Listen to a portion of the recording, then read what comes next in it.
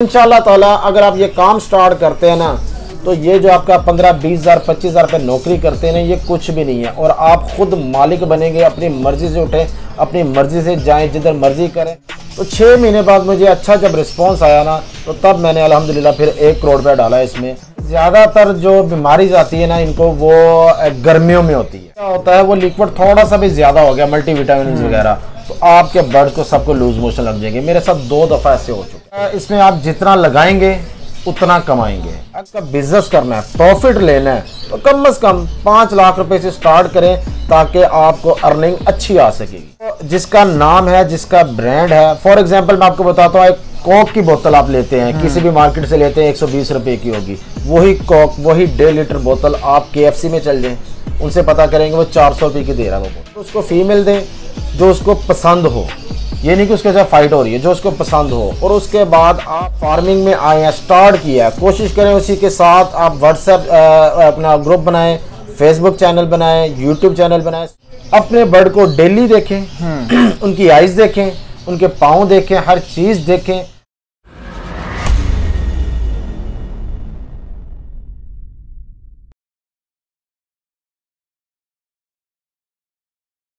अस्सलामुअलैकुम, this is Mohammad Irfan एग्रीकल्चरर्स। आज हम आए हैं लाहौर में आपको विजिट करवाने के लिए अब्दुल वहाब का लव बर्ड का सेटअप। अब्दुल वहाब की वेलकम एवरी का नाम से लव बर्ड का सेटअप है और माशाल्लाह पिछले 3 साल से लव बर्ड्स को ब्रीड करवा रहे हैं और इनके पास माशाल्लाह से 150 पेयर अवेलेबल है लव बर्ड के डिफरेंट म्यूटेशन में।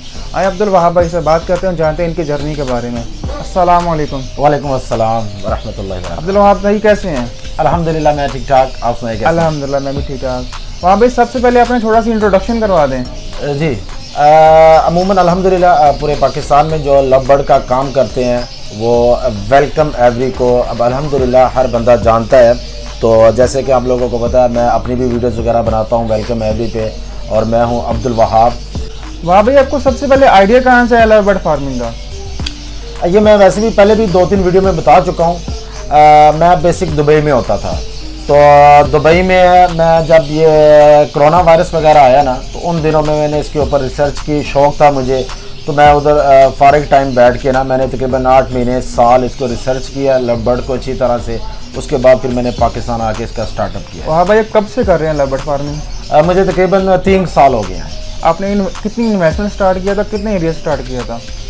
जब मैं सब कुछ मैंने जब सीखा, तो मैंने स्टार्ट 12 लाख से किया था, ठीक है। फिर 6 महीने मैंने उसको काम किया सारा। 6 महीने में मुझे माशाल्लाह बड़ा अच्छा रिज़ल्ट मिला, ठीक है। फिर मेरे बड़े भाई थे फैसल भाई, जो कि UK में थे, इंग्लैंड में थे, ब्रिटिश पासपोर्ट होल्डर हैं। और दूसरे भाई मेरे हांगकॉन्ग में थे। मैं सबसे छोटा हूँ, मैं दुबई में था। तो मैंने फिर इनके तीनों भाई ने डिस्कस की, तो मैंने कहा यार मिलके काम करते हैं, इंशाल्लाह ताला बड़ा बेस्ट होगा। तो 6 महीने बाद मुझे अच्छा जब रिस्पांस आया ना, तो तब मैंने अल्हम्दुलिल्लाह फिर 1 करोड़ रुपया डाला इसमें और 1 करोड़ का सेटअप स्टार्ट किया था। इस टाइम आपके पास कौन कौन सी म्यूटेशन अवेलेबल है? बेसिक इस टाइम मैं जो मेन काम कर रहा हूँ, मैं अप्लायंस के ऊपर काम कर रहा हूँ।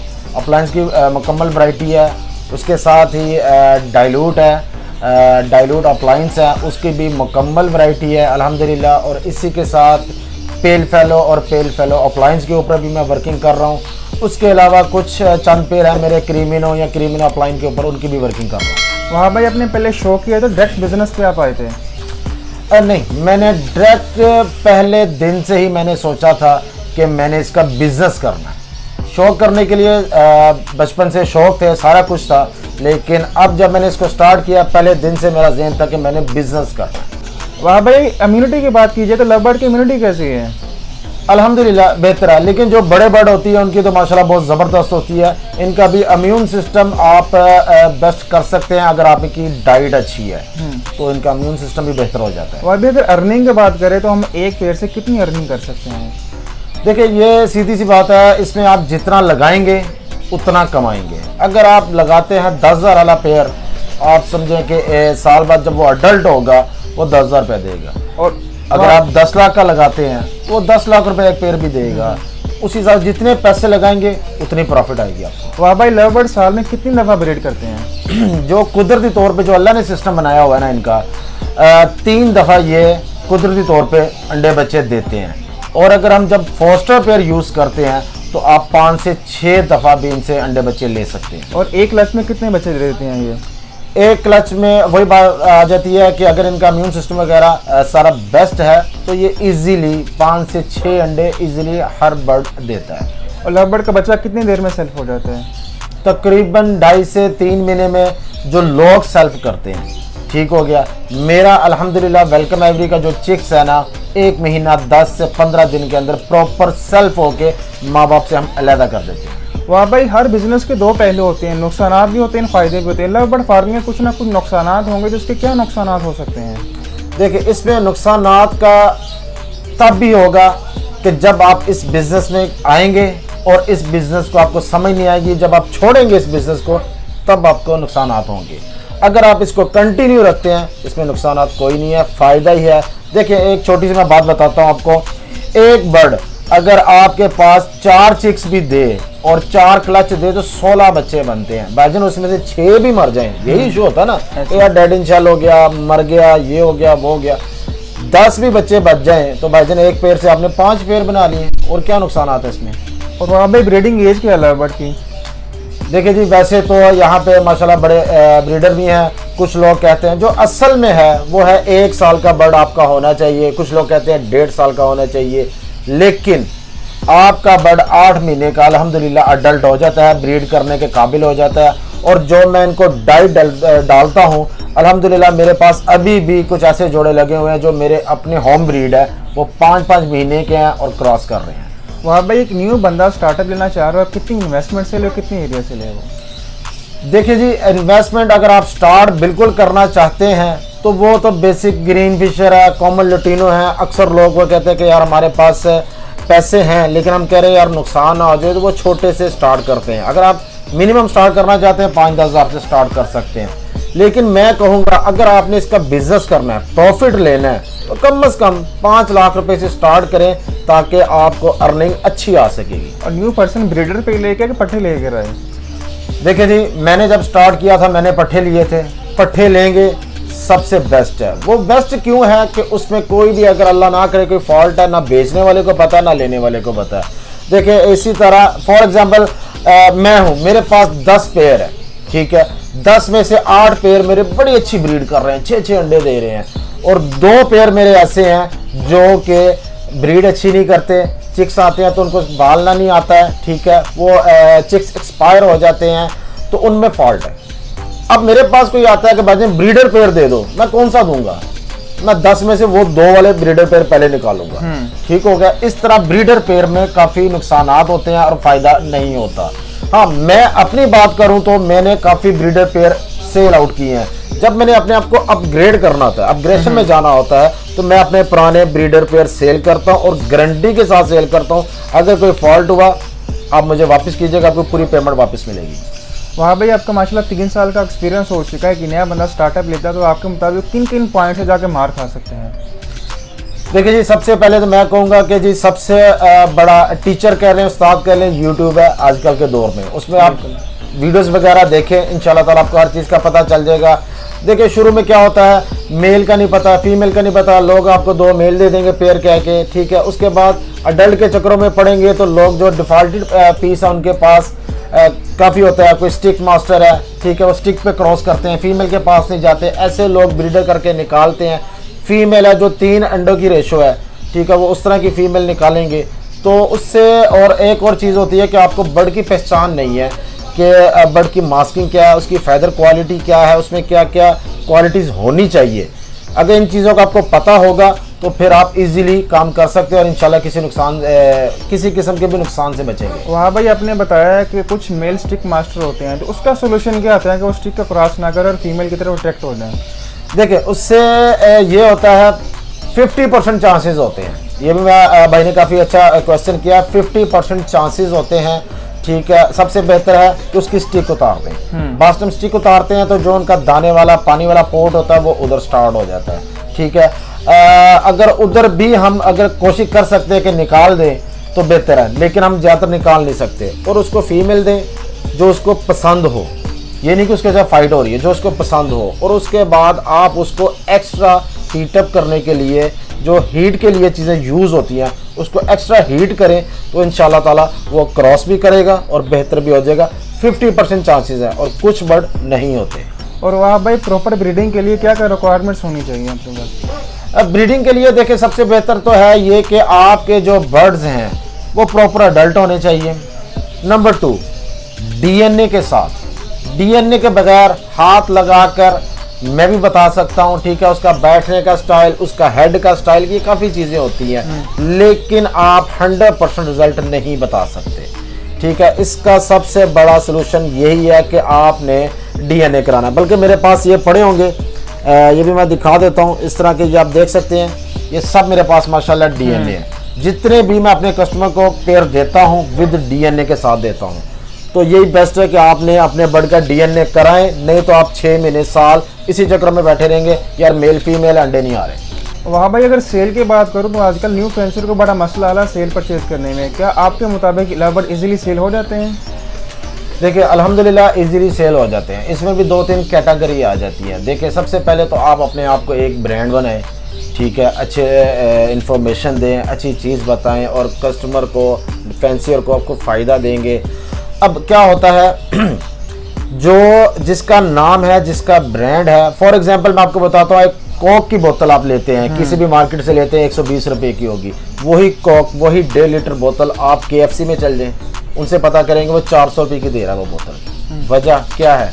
ब्रांड बना, सेम वही चीज़ है लेकिन वो ब्रांड बना हुआ है। अच्छा, इसी तरह आपका बर्ड, एक फॉर एग्जांपल कोई अच्छा ब्रीडर है, उसका लाख रुपए का सेल हो रहा है, भाईजान आपको और उसको फ्री पड़ रहा है वो बर्ड, आप 50,000 में सेल करें। 50,000 में आप सेल करेंगे, कोई और ना उठाए, कोई अच्छा ब्रीडर आपसे उठा लेगा, ठीक हो गया। इसलिए बर्ड सब सेल होते हैं, किसी का हाई प्राइस पे होता है, किसी का लो प्राइस पे, रुकता किसी का नहीं है। और एक और बात मुझे आप ये बता दें, हर फैंसियर कहता है, मैं मानता हूँ, कभी कोई आप में से किसी ऐसे बंदे ने देखा है जिसने कहा हो जी मुझे 3 साल हो गए, मैंने 4 पेयर लिए थे, 4 से 10 हो गए, 10 से फिर 15, 20, आज मेरे पास 50 पेयर हो गए, घर मेरा भरा हुआ है, एक भी बर्ड सेल नहीं हुआ। ऐसा बंदा कोई भी नहीं मिलेगा, सबके सेल होते हैं अल्हम्दुलिल्लाह। वहाँ बंदा सेल करना चाह रहा है नया बंदा, तो उसे अच्छा रेट कहाँ से मिलेगा? मार्केट में अच्छा रेट मिलेगा या डायरेक्ट कस्टमर से अच्छा रेट मिलेगा उसे? देखिए बाज़ टाइम क्या होता है कि न्यू फैंसियर है ना, वो सेल करने की कोशिश करता है ना, देखिए उसको कोई जानता नहीं होता। असल मसला के अंदर आता है, जब आपने इस फार्मिंग में आए हैं, स्टार्ट किया, कोशिश करें उसी के साथ आप व्हाट्सएप अपना ग्रुप बनाएं, फेसबुक चैनल बनाएं, यूट्यूब चैनल बनाएं, सोशल मीडिया भी उसके साथ ही स्टार्ट करें। सोशल मीडिया पे आपको एक्टिव होना चाहिए। आपको एक बंदा जानते नहीं है, आप उसे कहोगे यार ये बर्ड ले लो, अब उसमें जो क्वालिटीज़ हैं कुछ हिडन होती हैं जो कि हम बताते हैं यार ये स्प्लिट बर्ड है, तो वो नया बंदा जब सेल करता है और आगे से नया बंदा उस पर एतबार नहीं करता, क्योंकि आपको पता काफ़ी फ्रॉड है, ठीक है, वो एतबार नहीं करता। वो यही कहते हैं कि यार अगर हमने बर्ड लेना है 2, 4, 5 हज़ार महंगा ले लेंगे, किसी अच्छे ब्रीडर से लेंगे जिसका नाम है और जिसका मैं पता वो धोखा नहीं देगा। तो न्यू फैंसर इस जगह पे आके ज़रा फंस जाता है।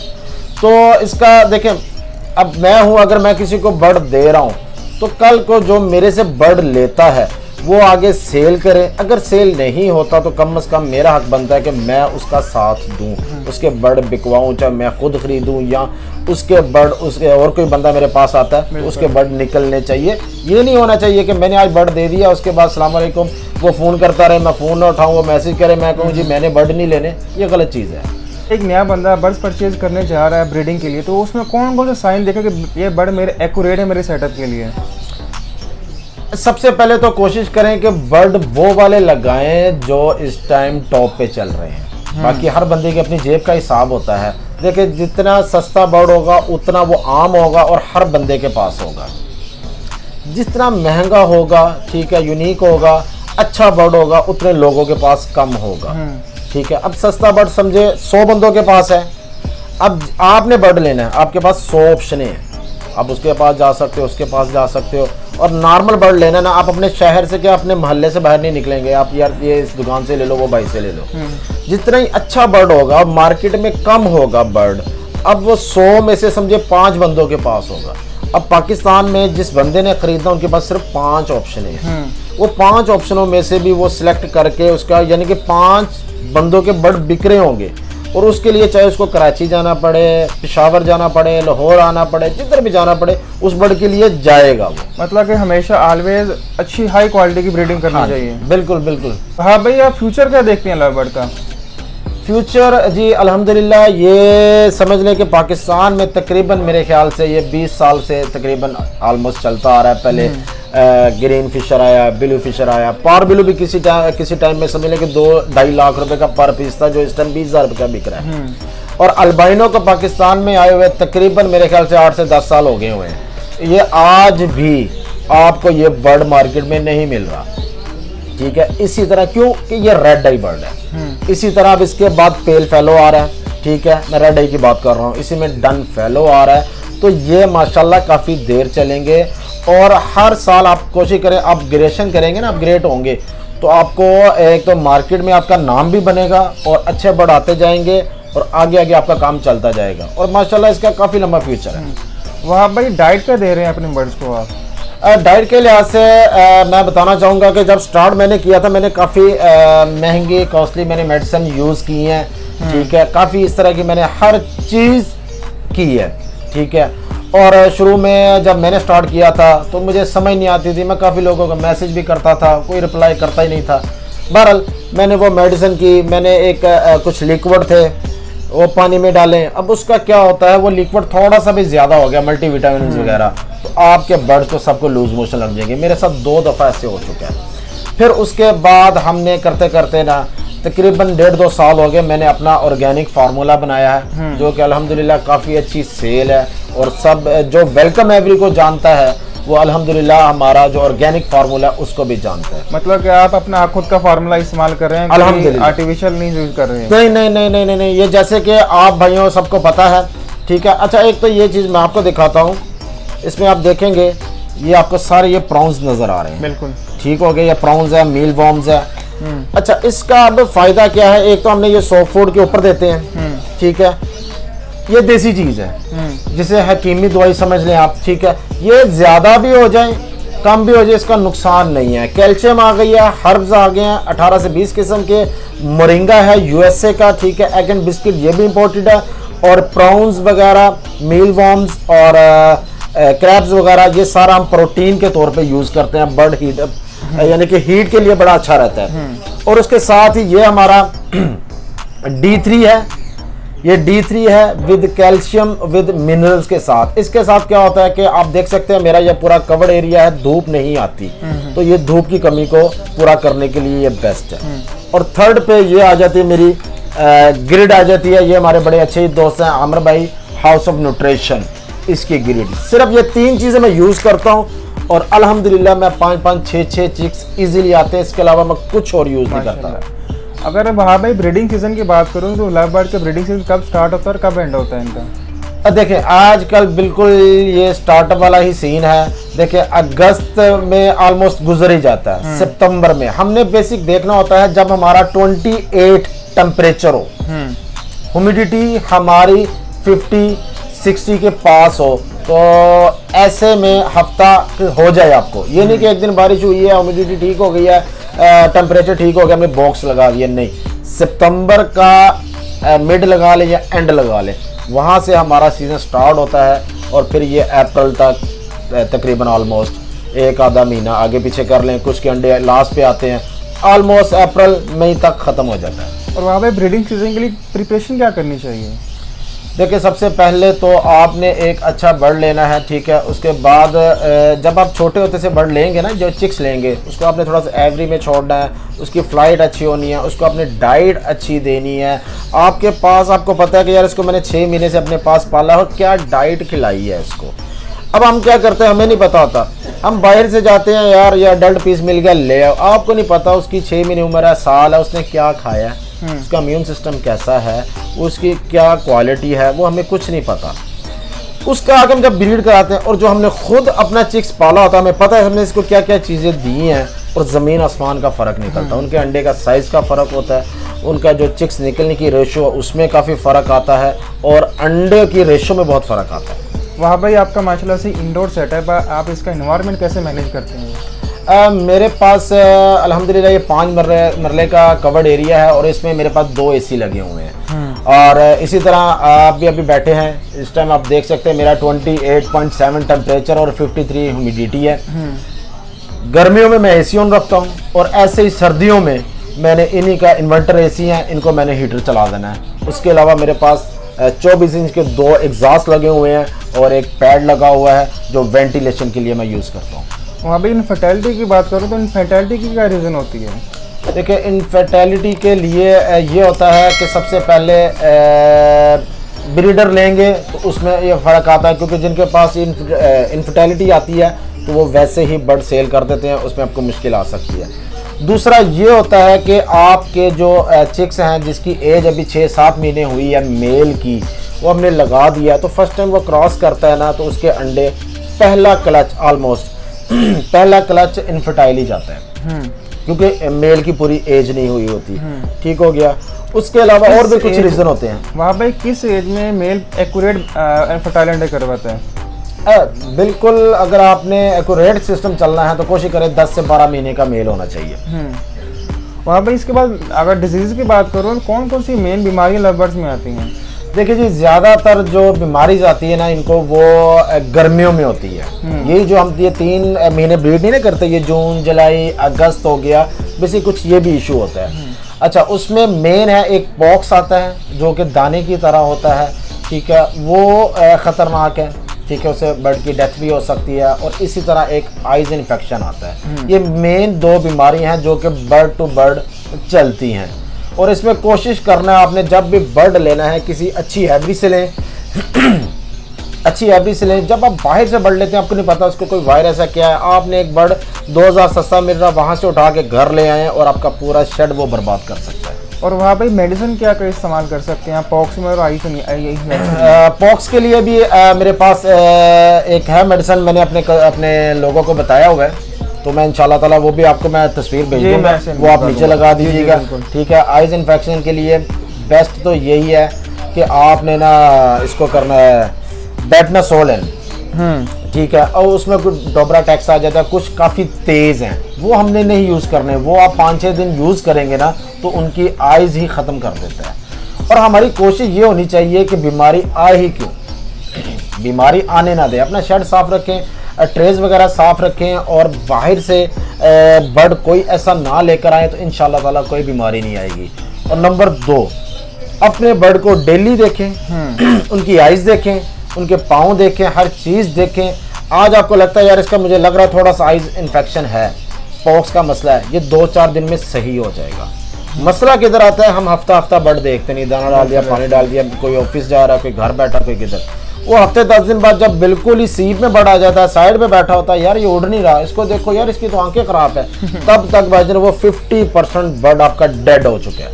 उसके रिकवरी के बहुत कम चांसेस होते हैं। बाकी अल्लाह ताला की ज़ात है, अल्लाह ताला सब कुछ कर सकता है, लेकिन ऐसी हालत में आपका बर्ड एक्सपायरी होता है। स्टार्ट में अगर संभाल लिया जाए तो अच्छा, बाद में वो मैं कहता हूँ 1-2 दिन में आपने देख लिया ना, आप वो ये वाला बेटनासोलन ड्रॉप 2-4 दिन डालेंगे ना, वो आइज इन्फेक्शन बिल्कुल ख़त्म हो जाएगा।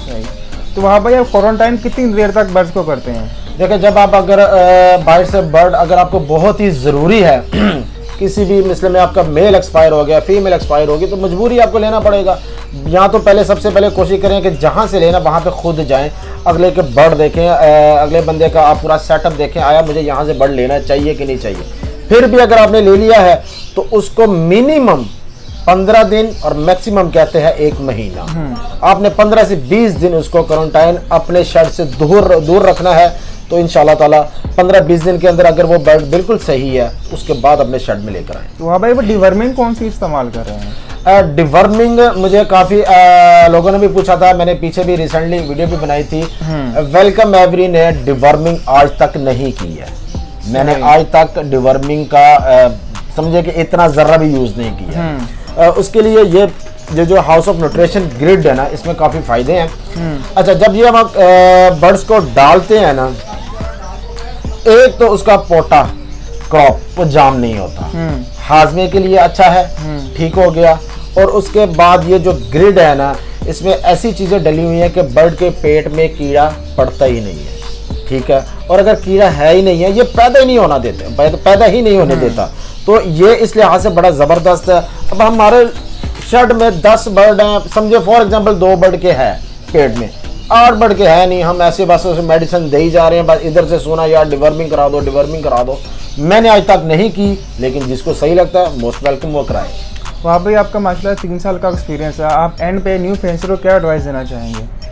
देखिए जी, मैं न्यू फेंसर को यही कहना चाहूँगा कि भाईजान बहुत अच्छा काम है, ठीक है। एक बारी कोशिश ज़रूर करें, नसीब अल्लाह ताला ने बनाने हैं, एक दफ़ा कोशिश ज़रूर करें। ये जो हम नौकरियां कर रहे हैं ना, 15,000 20,000 25,000 रुपया, ये फिर नौकरी की नौकरी है, ठीक है, और इससे बनता भी कुछ नहीं है। और अगर आप इस फील्ड में आते हैं, मैं नहीं कहता हूँ ज़्यादा पैसे लगाएं, थोड़े से पैसे लगाएं स्टार्ट में, जब आपको समझ आए ना तो फिर इसमें अच्छी तरह आएँ। और आने से पहले 3-4 महीने ज़रूर वीडियो देखें और ऐसे किसी बंदे के ऊपर एतबार नहीं करना कि पैसे भेज रहा हूँ बढ़ दे दो। जो इंथेंटिक बंदा है उससे आपने रब्ता करना है। और इंशाल्लाह ताला अगर आप ये काम स्टार्ट करते हैं ना, तो ये जो आपका 15-20,000 25,000 रुपये नौकरी करते हैं ना, ये कुछ भी नहीं है। और आप खुद मालिक बनेंगे, अपनी मर्ज़ी से उठें, अपनी मर्ज़ी से जाएं, जिधर मर्ज़ी करें। और बड़ा ही अच्छा और ख़ूबसूरत काम है। और कुदरत ने हमें जो कलर्स दिए हैं, जो ब्यूटीफुल ये चीज़ें दी हैं, इससे हम नेचर के करीब होते हैं। और अल्हम्दुलिल्लाह शौक़ भी पूरा होता है और पैसे भी बहुत बहुत ज़्यादा मिलते हैं। चलिए माशाल्लाह वहाब भाई, बहुत बहुत शुक्रिया, आपने अपना कीमती वक्त दिया। Thank you so much everyone. उम्मीद है कि आपको आज की हमारी वीडियो पसंद आई होगी। अगर आपको हमारी ओवरऑल वीडियोस पसंद आती है और आप चाहते हैं कि हम आपके लिए ऐसी अच्छी वीडियोस लेकर आते रहें, तो आप हमारे चैनल मोहम्मद अरफान एग्रीकल्चर को जरूर सब्सक्राइब कीजिए। इस वीडियो का इंशाल्लाह पार्ट 2 आएगा, उसमें हम आपको वहाब भाई का मिलेट सेटअप विजिट करवाएंगे। वेलकम एवरी के नाम से इनका सेटअप है, उसमें आपको मज़ा इंशाल्लाह आएगा। आपको बर्ड्स दिखाई देंगे ब्रीडिंग सेटअप के। Thank you so much. अल्लाह हाफिज़। अल्लाह हाफिज़।